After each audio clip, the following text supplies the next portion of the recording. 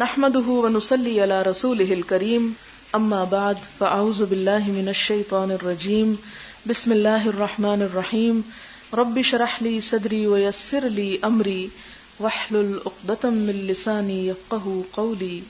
باب سب النبی صلی اللہ علیہ وسلم وضوءه على المغمى علیہ. سب کا مطلب انڈیلنا نبی صلی اللہ علیہ وسلم کا وضوءه اپنے وضو کا پانی على المغمى علیہ بے ہوش شخص پر. حدثنا ابو الولید قال حدثنا شعبہ عن محمد ابن المنکدر قال سمعت جابرا يقول جاء رسول اللہ صلی اللہ علیہ وسلم يعودنی کہ نبی صلی اللہ علیہ وسلم میری عیادت کے لیے تشریف لائے وانا مریض اور میں بیمار تھا. لا عاقل کچھ سمجھ نہ رہا تھا یعنی بے ہوش سا تھا. فتودع تو آپ نے وضو کیا وصب علی من وضوئه اور مجھ پر اپنے وضو کا پانی ڈالا. فاقلت تو مجھے ہوش آ گیا. فقلت میں نے کہا یا رسول اللہ لمن المیراث. میں نے کہا اللہ کے رسول صلی اللہ علیہ وسلم میراث کس کے لیے ہے؟ انما یرثنی کلالہ کیونکہ میرے وارث کلالہ ہیں اور باپ اور بچوں کے علاوہ وارث کلالہ کہلاتا ہے. یعنی والد بمانا پیرنٹس اور ولد بمانا چلڈرن کہ میرے ماں باپ اور بچے نہیں ہیں میرے ان کے علاوہ وارث ہیں تو میراث کس کو ملے گی؟ فنزلت آیت الفرائض تو فرائض کی آیت یعنی وراثت کی تقسیم کے متعلق آیت نازل ہو گئی.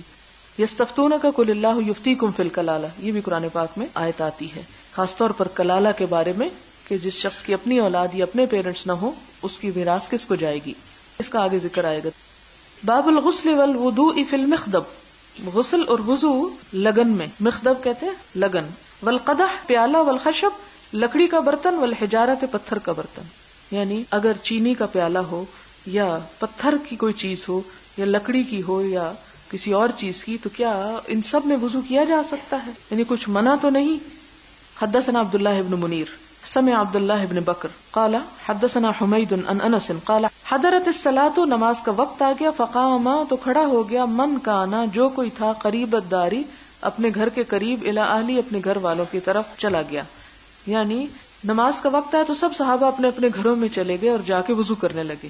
وہ بقی قوم اور کچھ لوگ بچ گئے یعنی ان کے گھر دور ہوں گے کسی اور شہر کے ہوں گے یا قریب گھر نہیں ہوگا تو اتنا ٹائم نہیں ہوگا کہ نماز کے لیے گھروں پہ جا کے وضو کرے. تو قریب کے گھروں والے تو گھر چلے گئے اور کچھ لوگ آپ کے پاس بیٹھے رہے. فأتی رسول اللہ صلی اللہ علیہ وسلم بمخدب. آپ صلی اللہ علیہ وسلم کے پاس ایک پتھر کی لگن لائی گئی یعنی پتھر کا برتن. مخدب جو ہوتا ہے خاص طور پر کپڑے دھونے کے لیے استعمال ہوتا ہے. اور یہ بھی اس لیے بات بتا رہی ہوں کہ بعض اوقات جن برتنوں میں کپڑے دھوئے جاتے ہیں انہی میں پانی بھر لیا جاتا ہے اور پھر اس سے وضو کیا جاتا ہے تو کپڑے تو ظاہر میلے بھی ہوتے ہیں تو کیا یہ جائز ہے؟ مثلا ناپاک بھی ہوتے ہیں جیسے بچوں کے کپڑے تو ان کو اگر پاک کر لیا جائے اور پھر اس میں پانی بھر کے رکھ دیا جائے تو اس پانی سے وضو کیا جا سکتا ہے. تو یہاں آپ کے پاس پتھر کا ایک لگن لایا گیا فیہ ماء جس میں پانی تھا. فصغر المخدب تو وہ مخدب کم پڑ گئی چھوٹی پڑ گئی یعنی وہ پانی کا برتن چھوٹا ہو گیا. ان یبسط فیہ کفہ کہ اس میں آپ کا ہاتھ ڈالا جائے یعنی اتنا نہیں تھا کہ جس میں آپ کا ہاتھ پھیل جائے اتنا چھوٹا برتن تھا وہ پتھر کا. فتودع القوم کلہم لیکن اس کے باوجود یعنی اتنا چھوٹا برتن کہ آپ کا پورا ہاتھ بھی اس میں پھیل کے نہیں آتا تھا پھر بھی سب لوگوں نے وضو کر لیا. قلنا کم کنتم ہم نے پوچھا کتنے تھے تم؟ قال 80 وزیادہ 80 سے زیادہ. یہ حدیث اس حدیث سے ملتی ہے جس میں آپ صلی اللہ علیہ وسلم نے برتن میں ہاتھ رکھے رکھا جب تک کہ سب نے وضو کر لیا اور حضرت انس کہتے ہیں کہ پانی آپ کی انگلیوں کے نیچے سے پھوٹ رہا تھا. یہ معجزہ ہے آپ کا. حدثنا محمد بن العلاء قال حدثنا ابو اسامہ عن برید عن ابی بردہ عن ابی موسیٰ ان النبی صلی اللہ علیہ وسلم دعا بقدح فیہ ماء فغسل یدیہ ووجہہ فیہ ومج فیہ.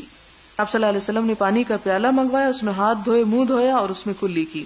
یہ پیچھے بھی شاید ذکر ہو چکا ہے. حدثنا احمد بن یونس قال حدثنا عبد العزیز بن ابی سلمہ قال حدثنا عمرو بن یحیی عن ابیہ عن عبد اللہ بن زید قال اتى رسول اللہ صلی اللہ علیہ وسلم فاخرجنا له ماء في تور من صفر.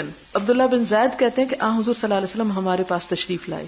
ہم نے کیا کیا؟ ہم نے نکالا آپ کے لیے ایک برتن جو پیتل کا تھا اس میں پانی ڈال کے دیا آپ کو.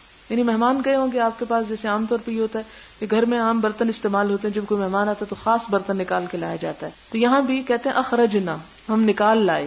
کیا نکال لائے؟ تورن من صفرن زرد رنگ کا برتن یعنی پیتل یا تانبے وغیرہ کا ہوگا. اور اس سے ثابت کیا کرنا چاہتے ہیں امام بخاری کہ دھات کے برتنوں میں بھی وضو کیا جا سکتا ہے. تو آپ نے کیا کیا؟ فتودع وضو کیا. فغسل وجہہ ثلاثا 3 مرتبہ چہرہ دھویا. ویدیہ اور ہاتھوں کو مرتين 2 مرتبہ. ومسح برأسہ اور اپنے سر کو مسح کیا. فاقبل به وادبر سامنے کی طرف سے پچھلی طرف سے، وغسل رجلیہ اور اپنے دونوں پاؤں کو دھو لیا.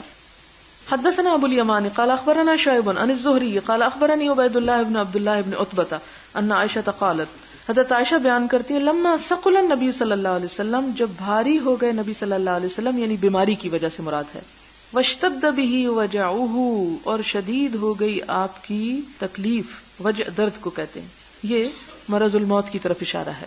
اور آپ صلی اللہ علیہ وسلم نے اپنے بارے میں فرمایا تھا کہ مجھے تم میں سے 2 آدمیوں کے برابر بخار ہوتا ہے، تم میں سے 2 آدمیوں کے برابر سر درد ہوتا ہے، یعنی بہت شدید درد تھا. استأذن ازواجہ، تو آپ صلی اللہ علیہ وسلم نے اجازت لی اپنی ازواج مطہرات سے، فی اس بارے میں، ان یمرض فی بیتی، کہ تیمارداری کی جائے آپ کی میرے گھر میں، یعنی باہر کبھی اس گھر میں جا رہے ہیں کبھی اس گھر میں، تو سب ازواج مطہرات کی اجازت سے آپ نے حضرت عائشہ کے گھر رہنے کا فیصلہ فرمایا. فأذن لہ، اذن جمع کا صیغہ ہے، ان سب عورتوں نے اجازت دے دی، یعنی ازواج مطہرات نے، لہو آپ کو. فخرج النبی صلی اللہ علیہ وسلم، آپ صلی اللہ علیہ وسلم نکلے، بین رجلین، 2 آدمیوں کے درمیان، تخط رجلاہ فی الارض، گھسیٹ گھسیٹ کے اپنے قدم رکھ رہے تھے. تخط خط لکیر کو کہتے ہیں نا، یعنی کھینچ کھینچ کے پاؤں رکھ رہے تھے، یعنی بیمار جو تھے تو بمشکل چل رہے تھے اور 2 لوگوں کے کندھوں پہ ہاتھ رکھ کے چل رہے تھے. بین عباس و رجل آخر، حضرت عباس کے درمیان اور ایک اور آدمی کے درمیان، اور یہ حضرت علی ہیں. حضرت عائشہ ان کا نام نہیں لے رہی. قال عبید اللہ، حضرت عبید اللہ کہتے ہیں، فاخبرت عبداللہ ابن عباس، میں نے عبداللہ بن عباس کو خبر دی. فقال اتدری من الرجل الاخر، تو انہوں نے کہا کیا تمہیں پتہ یہ دوسرا آدمی کون تھا؟ قلت لا، میں نے کہا نہیں. قال هو علی، کہا وہ حضرت علی ہیں. اس سے آپ دیکھیں نا کہ وہ بھی انسان تھے اور انسانوں کے درمیان چھوٹی موٹی باتیں جو ہوتی رہتی ہیں ان کا اظہار بھی کرتے تھے.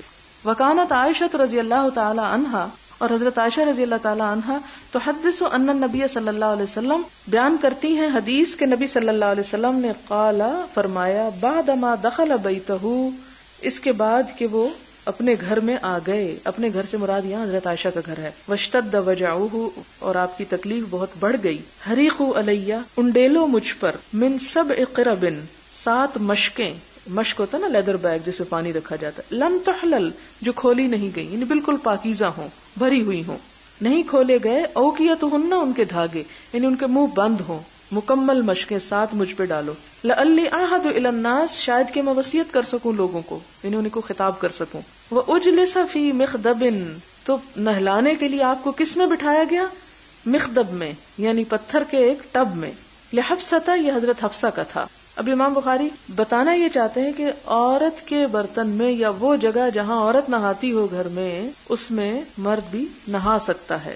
یہ حضرت حفصہ کا برتن تھا، زوج نبی صلی اللہ علیہ وسلم، جو حضور صلی اللہ علیہ وسلم کی اہلیہ تھیں. ثم تفقنا نصب علیہ تلک القربہ، پھر ہم آپ پر پانی بہاتے گئے یا بہانا شروع کر دیا. تفق یخصفان قرآن پاک میں بھی آتا ہے نا، حتی تفق یشیر الینا، یہاں تک کہ آپ نے ہمیں اشارہ کیا، ان قد فعلتن، کہ تم اپنا کام کر چکی، یعنی اور نہ ڈالو. ثم خرج الی الناس، پھر آپ کا بخار کچھ کم ہوا تو لوگوں کی طرف گئے. اس سے کیا پتہ چلتا ہے کہ بخار میں ٹھنڈے پانی سے نہانا جو ہے وہ حضور صلی اللہ علیہ وسلم سے ثابت ہے، اور یہ طب نبی کا ایک حصہ ہے، اور جو طبیب اس کا انکار کرے وہ جاہل ہے. اور اب تو شاید مانتے بھی ہیں کہ بخار میں سر دھو دیں یا نہلا دیں، جبکہ کچھ عرصہ پہلے اس کی اجازت نہیں ہوتی تھی. باب الوضوء من الطور، طور سے وضو کرنا، یعنی تشت سے، یعنی کھلے منہ کے برتن سے.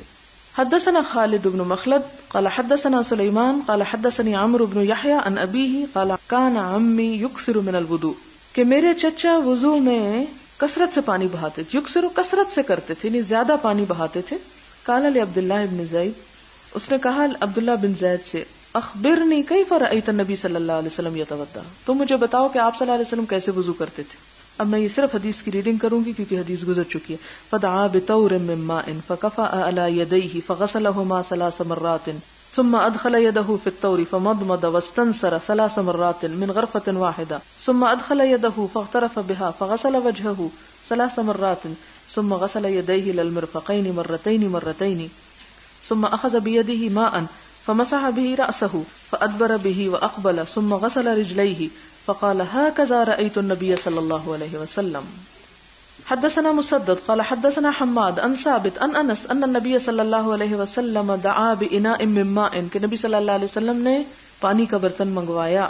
فأتي بقدح، تو ایک پیالہ لایا گیا رحراحن کھلے منہ والا، فیہ شیء من ماء اس میں کچھ پانی تھا، فوضعا تو رکھ دی اصابعہ فیہ اپنی انگلیاں اس کے اندر. قال انس حضرت انس کہتے ہیں فجعلت انظر تو میں دیکھ رہا تھا الی الماء طرف پانی کی، ینبع اگ رہا ہے یا پھوٹ رہا ہے، من بین اصابعہ آپ کی انگلیوں کے درمیان سے، یعنی ان انگلیوں کے اندر سے بہہ کے نکل رہا ہے. قال انس حضرت انس کہتے ہیں فحذرت من تودع تو میں نے اندازہ کیا کہ کتنے ہیں جنہوں نے وضو کیا، تو وہ کیا تھے، ما بین 70 الی 80 70 اور 80 کے درمیان تھے. اب اس میں یہ ہے کہ ایک اور روایت میں آتا ہے جیسے یہ آتی کہ اس میں 80 لوگ تھے، تو یہ چونکہ اندازہ ہے اس سے یہ پتہ چلتا ہے کہ روایت بالمعنی بھی جائز ہے. باب الوضوء بالمد، مد کے ساتھ وضو کرنا. یہ مد کیا ہوتا ہے؟ مد جو ہے ایک برتن ہوتا ہے جس کی لمبائی 9.2 سینٹی میٹر ہوتی ہے.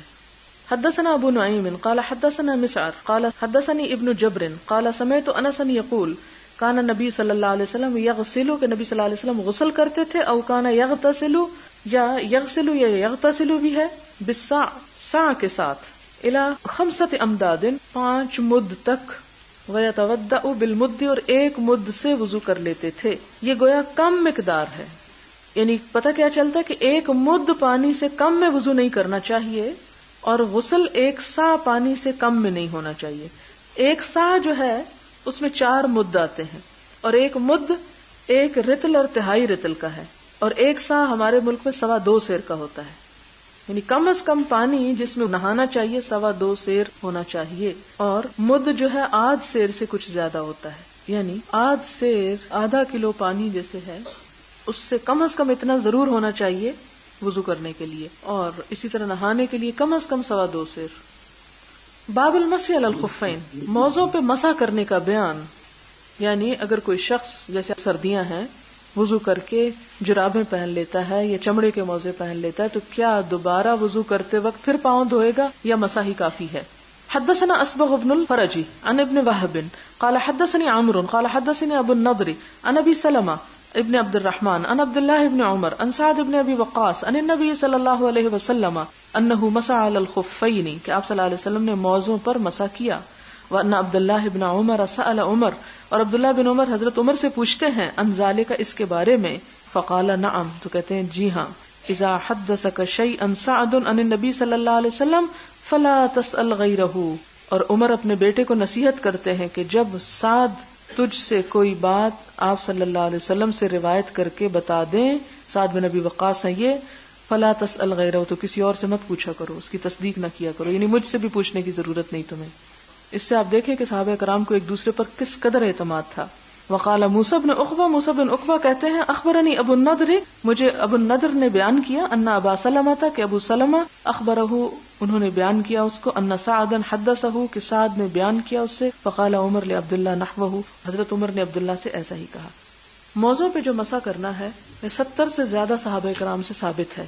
یعنی قرآن میں پاؤں دھونے کا ذکر ہے، حدیث میں وضو کی حالت میں پہنے ہوئے جرابوں پر مسح کرنے کی اجازت ملتی ہے، اور یہ روایت 1 نہیں 2 نہیں 70 کے قریب صحابہ کرام یعنی تواتر کے درجے پہ پہنچتی ہے بات، یعنی اس کی اجازت ہے. اب اس میں یہ اختلافات ضرور آئے ہیں، کسی نے کہا کہ وہ اتنا موٹا ہو، کسی نے اور کچھ موٹائی بتائی، اور کسی نے کہا نہیں اس میں علت جو ہے وہ مشقت سے بچانا ہے، تو کسی بھی قسم کی جراب ہو اس پہ ہو سکتا ہے. لیکن ظاہر ہے کہ جراب پھر وہ ہو کہ جس کا سبب سردی سے بچانا ہو، نہ کہ صرف خوبصورتی کے لیے پہنی ہوئی جراب، یعنی ایک نیٹ سا ہو، تو اس پہ تو بہرحال مسح نہیں ہو سکتا. لیکن جو جراب کی اس میں آتی ہو، اب وہ بہت موٹی ہو، پتلی اون کی ہو، یا سنتھیٹک ہو یا کاٹن کی ہو، اس پہ مسح ہو سکتا ہے.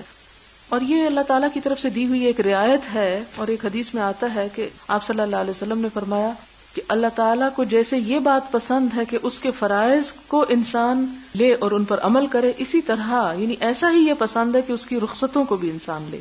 یعنی جو دین میں رخصت یا سہولت اللہ تعالیٰ نے پیدا کی، اس سے فائدہ اٹھانا بھی ثواب کا کام ہے، کیونکہ دونوں ہی اللہ تعالیٰ کی طرف سے ہیں، پابندی بھی اس کی طرف سے ہے، آسانی بھی اسی کی طرف سے ہے. حدثنا عمرو بن خالد الحراني قال حدثنا الليث عن يحيى بن سعيد عن سعد بن ابراهيم عن نافع بن جبير عن عروة بن المغيرة عن أبيه المغيرة بن شعبة عن رسول الله صلی اللہ علیہ وسلم انه خرج لحاجته کہ وہ قضاء حاجت کے لیے نکلے، فاتبعه المغیرہ تو پیچھا کیا ان کا مغیرہ نے، بإداوة فيها ماء پانی کا ڈول لے کر، یعنی آپ کے لیے پانی لے کر گئے. فصب علیہ حین فرغ من حاجتہ، جب وہ اپنی حاجت سے فارغ ہو گئے تو ان پہ پانی ڈالا یعنی وضو کروایا. فتوضأ ومسح علی الخفین، تو انہوں نے وضو کیا اور جرابوں پہ مسح کر لیا. یہ حدیث لانے کا مقصد کیا ہے کہ اگر کوئی رفع حاجت بھی کر لے اور پاؤں پہ موزے پہنے ہوئے ہوں تو اس سے دوبارہ پاؤں دھونے کی ضرورت نہیں، مسح بھی کافی ہے. حدثنا ابو نعیم قال حدثنا شیبان عن یحیی عن ابی سلمہ عن جعفر بن عامر بن امیہ الضمری ان اباہ اخبرہ انہ رأى النبی صلی اللہ علیہ وسلم یمسح علی الخفین، کہ نبی صلی اللہ علیہ وسلم موزوں پہ مسح کرتے تھے، انہوں نے خود دیکھا. وتابعہ حرب بن شداد، اور حرب بن شداد نے اس حدیث کی مطابقت کی ہے. وابان ان یحیی، اور ابان نے بھی اس کو یحییٰ سے روایت کیا، یعنی ابو سلمہ کے ساتھ اور بھی ہیں. حدثنا عبدان قال اخبرنا عبداللہ قال اخبرنا الاوزاعی، اوزاعی جو ہیں یہ شام کے فقیہ ہیں. ان یحییٰ ان ابی سلمہ ان جعفر بن عمرو ان ابیہ قال رأیت النبی صلی اللہ علیہ وسلم یمسح، کہ نبی صلی اللہ علیہ وسلم مسح کرتے تھے علی امامتہ و خفیہ، اپنی پگڑی پر، امامہ پر اور اپنے موزوں پر. تابعہ معمر ان یحییٰ ان ابی سلمہ ان عمرو قال رأیت النبی صلی اللہ علیہ وسلم، یہ بھی کہتے ہیں کہ ہم نے نبی صلی اللہ علیہ وسلم کو ایسا کرتے دیکھا، لیکن بازوؤں کے اوپر مسح نہیں کیا آپ نے. تو اس میں یہ نہیں کہ اگر پاؤں پہ کر سکتے ہیں تو بازوؤں پہ کیوں نہیں، کہ ہم بہت تنگ قسم کی آستینیں پہن لیں تو اتارنا مشکل ہے، تو چونکہ پاؤں پہ کیا گیا جرابوں پہ تو اس لیے یہاں بھی نہیں. اس لیے کہ آپ صلی اللہ علیہ وسلم نے امامہ تک پر کیا ہے، سر کا مسح کی بجائے امامہ کے اوپر سے کیا ہے اور پاؤں کا کیا ہے، لیکن بازوؤں کا ثبوت نہیں، اس لیے کیوں کا بھی کوئی جواب نہیں. باب اذا ادخل رجلیہ وہما طاہرتان، کہ کوئی شخص داخل کرے اپنے دونوں پاؤں یعنی جرابوں میں جبکہ وہ دونوں پاک ہوں، یعنی اگر پاؤں پاک ہیں تو جرابیں پہنی جا سکتی ہیں اور پھر ان پہ مسح ہوگا، ناپاکی میں پہنی ہوئی جرابوں پر نہیں ہوگا، وضو کی حالت ہونا ضروری ہے. حدثنا ابو نعیم قال حدثنا زکریا عن عامر عن عروۃ بن المغیرہ عن ابیہ قال كنت مع النبی صلی اللہ علیہ وسلم فی سفر، کہ میں آپ صلی اللہ علیہ وسلم کے ساتھ سفر میں تھا. فاہویت، تو میں جھکا، لانزع خفیہ، کہ میں آپ کی جرابیں اتاروں، یعنی میں آپ کے موزے اتارنے کے لیے جھکا. فقال، تو آپ نے فرمایا داہما، ان کو چھوڑ دو، فانی ادخلتہما طاہرتین، کہ میں نے ان دونوں کو پاکی کی حالت میں پہنا ہے. فمسح علیہما، تو آپ نے اتروانے کی بجائے ان پہ مسح فرمایا. باب من لم یتوضأ من لحم الشاۃ والسویق، باب کہ وضو نہ کرے بکری کا گوشت کھا کے اور ستو کھا کے، یعنی اگر انسان کوئی کھانا کھاتا ہے اور اس میں گوشت کھا لیا تو اس کے بعد وضو کی ضرورت نہیں، اسی طرح ستو کھا کے بھی نہیں، لیکن اونٹ کے گوشت کے بارے میں آتا ہے کہ آپ نے اس کے بعد وضو فرمایا. وَأَكَلَ أَبُو بَكْرٍ وَعُمَرَ وَعُثْمَانَ رضی اللہ عنہم فَلَمْ يَتَوَضَّؤْا، ان تینوں صحابہ نے یہ چیزیں کھائیں اور وضو نہیں کیا. حدثنا عبداللہ بن یوسف قال اخبرنا مالک عن زید بن اسلم عن عطاء بن یسار عن عبداللہ بن عباس ان رسول اللہ صلی اللہ علیہ وسلم اکل، آپ نے تناول فرمائی، کتف شاۃ، بکری کا شانہ، یعنی بکری کا شانہ کھایا. ثم صلی، پھر نماز پڑھی، ولم یتوضأ، اور وضو نہیں کیا.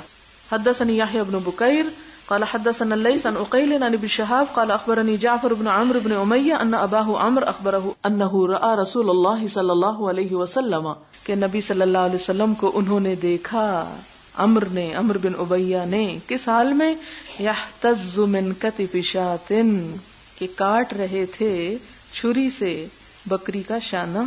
فدعي الى الصلاة، پھر نماز کے لیے بلایا گیا. فالقى السکینہ، آپ نے چھری رکھ دی. فصلى، نماز پڑھی. ولم يتوضأ، اور وضو نہ کیا. اس سے ایک اور نئی بات پتہ چلتی ہے، اور وہ یہ کہ گوشت کھاتے وقت چھری کا استعمال جو ہے وہ جائز ہے.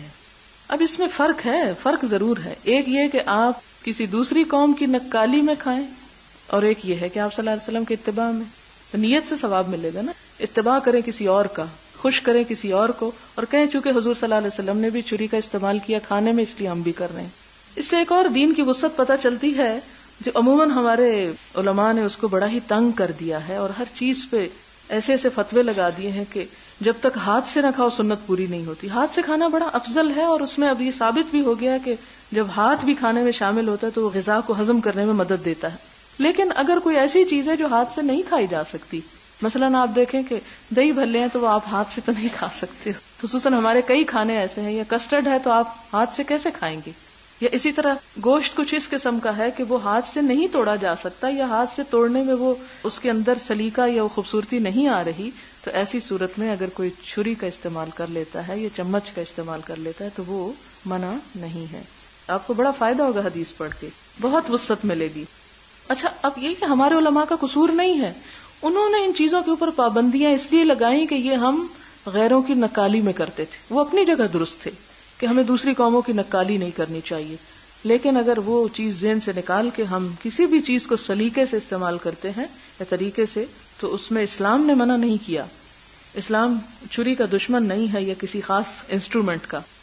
باب من مد من السویق ولم یتودع، ستو کھا کر کلی کرنا اور وضو نہ کرنا اس کی اجازت ہے. اور گوشت کھا کے اور ستو کھا کے کلی کا اس لیے حکم ہے کہ پھر وہ بعض اوقات کھانے کے بعد بھی منہ میں چپکے یا اٹکے رہتی ہیں اور اس سے نماز میں خلل پڑتا ہے، تو اس لیے کلی کر لینا چاہیے.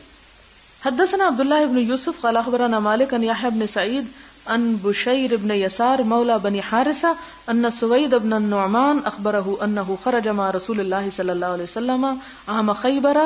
سوید بن عامر کہتے ہیں کہ وہ حضور صلی اللہ علیہ وسلم کے ساتھ نکلے تھے خیبر کی فتح کے سال میں. حتی اذا كانوا بالصحباء، یہاں تک کہ صحبا میں پہنچے. وہی ادنا خیبر، اور صحبا کیا ہے؟ خیبر کے قریب مدینہ کی طرف کو ایک جگہ ہے، یعنی خیبر اور مدینہ کے درمیان، لیکن مدینہ سے قریب نہیں، خیبر سے قریب جگہ ہے. فصلی العصر، تو آپ صلی اللہ علیہ وسلم نے عصر کی نماز پڑھی. ثم دعا بالازواد، پھر سب زاد راہ اکٹھے کیے، بلوا لیے، یعنی جس کے پاس جو کھانا تھا منگوا لیا کہ سب یہاں اکٹھے کر لو اور اکٹھے بیٹھ کے کھاؤ کیونکہ اس میں برکت ہوتی. فلم یؤت الا بالسویق، تو سوائے ستو کے کچھ نہ ملا، یعنی کچھ اور تھا نہیں اس وقت. فامر به، پھر آپ نے حکم دیا. فسریا، تو اس کو تر کیا گیا، یعنی بھگویا گیا ستو کو. فاکل رسول اللہ صلی اللہ علیہ وسلم واکلنا، تو آپ صلی اللہ علیہ وسلم نے کھایا اور ہم نے بھی کھایا. ثم قام الى المغرب، پھر آپ صلی اللہ علیہ وسلم مغرب کے لیے کھڑے ہو گئے. یعنی یہ کام کب ہوا؟ عصر اور مغرب کے درمیان. عصر کی نماز پڑھ کے کھانے کو بیٹھے، منگوایا، وہ تیاری کی، ابھی کھا ہی چکے تھے کہ مغرب کا نماز کا وقت ہو گیا. فمدمدا، تو آپ نے وضو نہیں کیا، صرف کلی کی. ومدمدنا، اور ہم نے بھی کلی کر لی. ثم صلی، پھر نماز پڑھی. ولم یتوضا، اور آپ نے وضو نہیں فرمایا. حدثنا اسبغ قال اخبرنا ابن وهب قال اخبرني عمرو عن بكير عن كريب عن ميمونة ان النبي صلى الله عليه وسلم اكل عندها كتفا، کہ حضور صلی اللہ علیہ وسلم نے حضرت میمونہ کے پاس بکری کا شانہ کھایا. ثم صلی، پھر نماز پڑھی. ولم یتوضا، اور وضو نہ کیا. باب هل يمضمض من اللبن، کیا دودھ پی کے بھی کلی کرنی چاہیے؟ یعنی پہلی چیزوں میں تو ہم نے یہ کہا تھا نا کہ ستو اور گوشت اٹک جاتا ہے، منہ میں رہ جاتا ہے، تو دودھ تو نہیں اٹکتا، وہ تو سب چلا جاتا ہے. حدثنا يحيى بن بكير وقتيبة قال حدثنا الليث عن عقيل عن ابن شهاب عن عبيد الله بن عبد الله بن عتبة عن ابن عباس ان رسول الله صلی اللہ علیہ وسلم شرب لبنا، کہ آپ نے دودھ پیا. فمدمد، پھر کلی فرمائی. وقال، اور فرمایا، ان له دسما، کہ اس میں چکنائی ہوتی. اور دسم کہتے ہیں ملائی کی قسم کو، یعنی اور بھی چکنائیاں ہوتی ہیں لیکن دودھ کی ملائی کا ذکر ہے یہاں. تابعہ یونس صالح بن کیسان الزہری، یعنی دودھ کے بعد آپ نے کیوں کلی فرمائی؟ کہ دودھ کے اوپر بھی ایسے چھلکے وغیرہ ہوتے ہیں، ملائی ہوتی ہے کہ جس کا اثر منہ میں باقی رہتا ہے. تو نماز ایسے حال میں پڑھنی چاہیے کہ منہ میں کسی چیز کا ٹیسٹ نہ ہو، ورنہ توجہ منہ کے ٹیسٹ کی طرف رہے گی. باب الوضوء من النوم، نیند سے وضو کرنا. ومن لم یر من النعسۃ، اور جس نے نہ سمجھا اونگ سے، والنعستین، اور دو اونگوں سے، اول خفقتی، یا سر کو جھٹکا لگنے سے، وضو ان وضو، یعنی ایک دفعہ یا دو دفعہ انسان اونگ جائے بیٹھے بیٹھے، یا اتنا ہو کہ سر نیچے گرے تو انسان کو ایک دم جھٹکا لگ کے آنکھ کھلے، تو ایسی صورت میں وضو ٹوٹتا ہے یا نہیں. تو بات یہ ہے کہ اگر کوئی لیٹ جائے اور سو جائے تو وضو ٹوٹ جاتا ہے. لیکن اکثر ائمہ کا خیال کیا ہے کہ اگر بیٹھے بیٹھے، جیسے مسجد میں خطبہ سن رہے ہیں، خاص طور پہ آپ دیکھیں کہ جب لوگ حج کو جاتے ہیں اور عرفات کے میدان میں تپتی دوپہر کو دھوپ کے بعد اندر اگر مسجد میں جا بیٹھے ایئر کنڈیشن میں، تو کیا ہوتا ہے، خود بخود نیند آنے لگتی ہے کوشش کے باوجود بھی. اب ایسے میں اگر کوئی شخص دوبارہ وضو کے لیے نکلتا ہے تو اس کے لیے ناممکن ہے، نماز ہی مس کر دے گا، کیونکہ بہت دور دور ٹوائلٹس میں بہت رش ہوتا ہے. ایسے میں کیا حکم ہے کہ اگر وہ شخص لیٹا ہوا نہیں، لیٹ گیا تو گیا وضو، لیکن اگر وہ بیٹھا ہوا اور بیٹھے بیٹھے ایک دو جھٹکے آ جاتے ہیں یا سر اس کا ایک دم نیچے کو ہو جاتا ہے، تو اس میں وضو کی ضرورت نہیں ہوتی. حدثنا عبداللہ ابن یوسف قال اخبرنا مالک عن ہشام عن ابیہ عن عائشہ ان رسول اللہ صلی اللہ علیہ وسلم قال اذا نعس احدکم، جب اونگ ہے تم میں سے کوئی ایک، وہو یصلی، اور وہ نماز پڑھ رہا ہو. بعض اوقات نیند کے غلبے میں نماز میں بھی اونگ آ جاتی، خاص طور پہ تراویح میں. فلیرقد، بس چاہیے کہ سو جائے. حتی یذهب عنہ النوم، یہاں تک کہ اسے نیند چلی جائے، اور پھر صبح اٹھ کے اور پڑھ لے. فإن أحدكم کیونکہ تم میں سے ایک اذا صلی جب نماز پڑھے وهو ناعس اور وہ اونگ رہا ہو لا يدری وہ نہیں جانتا لعلہ یستغفر شاید کہ وہ استغفار کر رہا ہو فیسب نفسہ اور وہ اپنے آپ کو گالی دے رہا ہو، یعنی اس کو نہیں پتا کہ وہ اپنے لیے استغفار کر رہا ہے یا کچھ اور مانگ رہا ہے. یعنی جب انسان کے ہوش و حواس اس کا ساتھ نہ دے تو زبردستی نماز نہ پڑھی جائے، لیکن اس چیز کو عادت نہ بنا لیا جائے کہ وہ اجازت ہے کہ اگر نیند آ رہی ہے تو انسان پہلے سو جائے، کیونکہ خصوصاً عشاء کی نماز پڑھے بغیر سونے کو سخت ناپسندیدہ کہا گیا. تو اگر ڈر ہو تو انسان پہلے ہی پڑھ لے. پھر یہاں تک کہ ایک صحابی کو آپ نے جمع کرنے تک کی اجازت دے دی تھی اس وجہ سے کہ وہ سارا دن ایسے کام کرتے تھے کہ جس کے بعد مغرب کے بعد عشاء تک جاگنا ان کے لیے محال تھا. اس سے بہتر تھا کہ وہ قضا کرتے، انہیں اجازت دی گئی کہ وہ مغرب کے ساتھ ہی پڑھ لیں. وہ بھی آپ آگے کہیں پڑھیں گے. حدثنا ابو معمر قال حدثنا عبد الوارث قال حدثنا ایوب عن ابي قلابه عن انس عن النبي صلی اللہ علیہ وسلم قال اذا نعس احدكم في الصلاه فلينم جب تم میں سے کوئی نماز میں اونگے تو سو جائے حتى يعلم ما يقرأ یہاں تک کہ وہ جان لے کہ کیا پڑھ رہا ہے. اس سے کیا پتہ چلتا ہے کہ نماز ہوش و حواس میں پڑھنی چاہیے، جیسے قرآن پاک میں بھی آتا ہے کہ لا تقربوا الصلاة وانتم سکارى حتى تعلموا ما تقولون یہاں تک کہ تم جان لو جو تم کہتے ہو. باب الوضوء من غیر حدث اگر وضو نہ ٹوٹے تو پھر وضو کر لے، کیا اس کی اجازت ہے؟ یعنی پہلا وضو ہے پھر ایک اور وضو کر لے، حدث کے بغیر ہی وضو کر لے. حدثنا محمد بن یوسف قال حدثنا سفیان عن عمرو بن عامر قال سمعت انسا تحویل وحدثنا مسدد قال حدثنا يحيى عن سفيان قال حدثني عمرو بن عامر عن انس قال كان النبي صلى الله عليه وسلم يتوضا عند كل صلاة کہ آپ صلی اللہ علیہ وسلم ہر نماز میں وضو کرتے تھے. قلت كيف كنتم تصنعون میں نے پوچھا کہ تم کیا کرتے تھے. قال يجزئ احدنا الوضوء ما لم يحدث کافی ہوتا تھا ہم کو وضو جب تک کہ وضو نہ ٹوٹتا. لیکن فتح مکہ کے روز آپ نے ایک وضو سے زیادہ نمازیں پڑھی، یہ اس لیے کہ امت پہ جواز ثابت ہو جائے. یعنی دونوں چیزیں درست ہیں. اگر کوئی شخص وضو پر وضو کر لیتا ہے تو بھی اس کا وضو درست ہے، اور اگر ایک وضو سے 2 یا 3 نمازیں پڑھنا چاہتا ہے اور وضو قائم رہتا ہے تو وہ اس کی بھی اجازت ہے، اس میں کوئی حرج نہیں ہے. حدثنا خالد بن مخلد قال حدثنا سلیمان قال حدثني يحيى بن سعيد قال اخبرني بشير بن يسار قال اخبرني سويد بن نعمان قال خرجنا مع رسول الله صلى الله عليه وسلم عام خيبر حتى اذا كنا بالصحباء صلى بنا رسول الله صلى الله عليه وسلم العصر فلما صلى دعا بالأطعمة فلم يؤت الا بالسويق فاكلنا وشربنا ثم قام النبي صلى الله عليه وسلم الى المغرب فمدمد ثم صلى لنا المغرب ولم يتوضا. یہ حدیث گزر چکی ہے. باب من الکبائر اللہ یستتر من بولہ کبیرہ گناہوں میں سے ہے پیشاب کی چھینٹوں سے نہ بچنا. بڑی اہم حدیث ہے اور بہت کیئر کرنے کی ضرورت ہے. یستتر سطر سے ہے، سطر کا مطلب ہوتا ہے نا کوئی ایسی چیز جو رکاوٹ ڈالے، تو جو نہ رکاوٹ ڈالے پیشاب کی چھینٹوں اور کپڑے میں تو اس کا کیا معاملہ ہوگا. کسی حدیث میں لا یستبرئ بھی آتا ہے، لا یستنزہ بھی آتا ہے اور لا یستتر بھی آتا ہے. اور لا یستتر کا کسی نے معنی یہ بھی کیا کہ پیشاب کے وقت پردہ نہ کرے، یعنی سب کے سامنے ہی بیٹھ جائے یا اس طرح، لیکن یہ ضعیف قول ہے. اصل معنی یستتر کا یہی ہے کہ پیشاب کی چھینٹوں سے نہ بچنا. حدثنا عثمان قال حدثنا جریر عن منصور عن مجاہد عن ابن عباس قال مر النبی صلی اللہ علیہ وسلم بحائط نبی صلی اللہ علیہ وسلم ایک باغ کی دیوار کے پاس سے گزرے، من حیطان المدینہ تھے مدینہ کے باغوں میں سے، او مکہ تھا یا مکہ کے.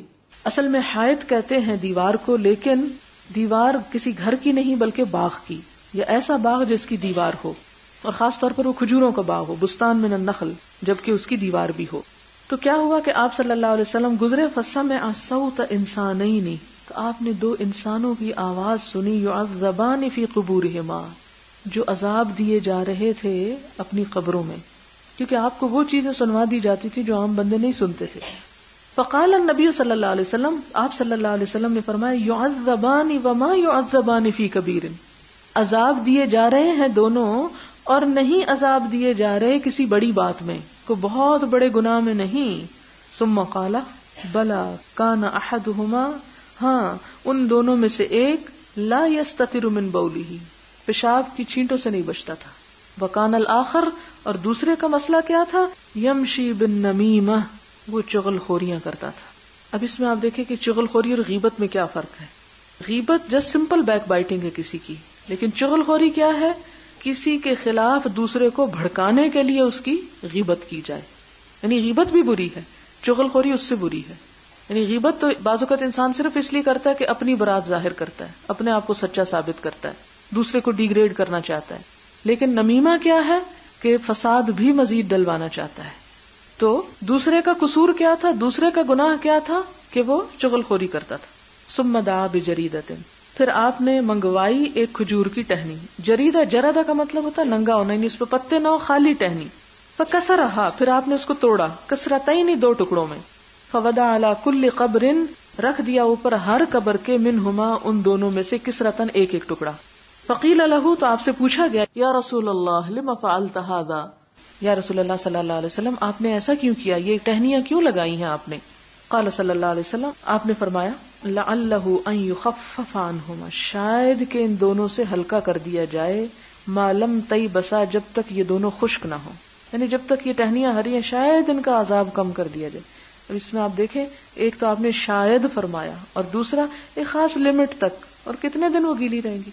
اب اس چیز کو سامنے رکھ کر ہم لوگوں نے کیا کرنا شروع کر دیا کہ اپنی قبروں کے اوپر پھول بھی ڈالے، پتے بھی ڈالے، سبزہ بھی اگایا، لیکن اندر کے لیے کوئی کام نہ کیا، چغلیاں بھی کی اور نجاست کا بھی کوئی دھیان نہ رکھا.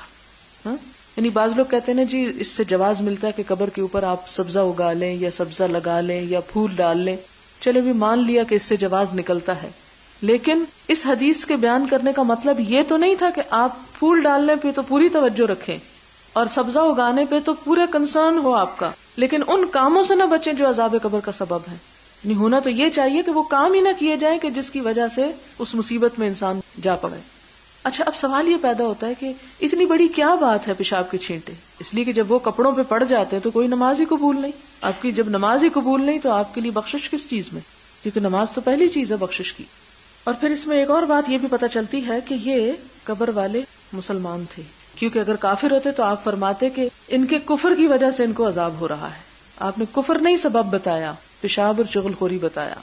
بعض لوگوں نے کہا جی وہ ٹہنی سبز رہنے کی بات اس لیے کی کہ سبز ٹہنی تسبیح کرتی ہے. نہیں، کائنات کی ہر چیز تسبیح کرتی ہے. یہ آپ صلی اللہ علیہ وسلم کا ایک اجتہاد تھا. آپ نے یعنی اس عذاب کو کم کرنے کے لیے جو آپ کو تدبیر سمجھ آئی وہ آپ نے اختیار کی کہ شاید اس سے کچھ فائدہ ہو جائے. یہ نہیں کہا اس سے فائدہ ہوگا، فرمائے شاید، جب تک یہ سبز رہے.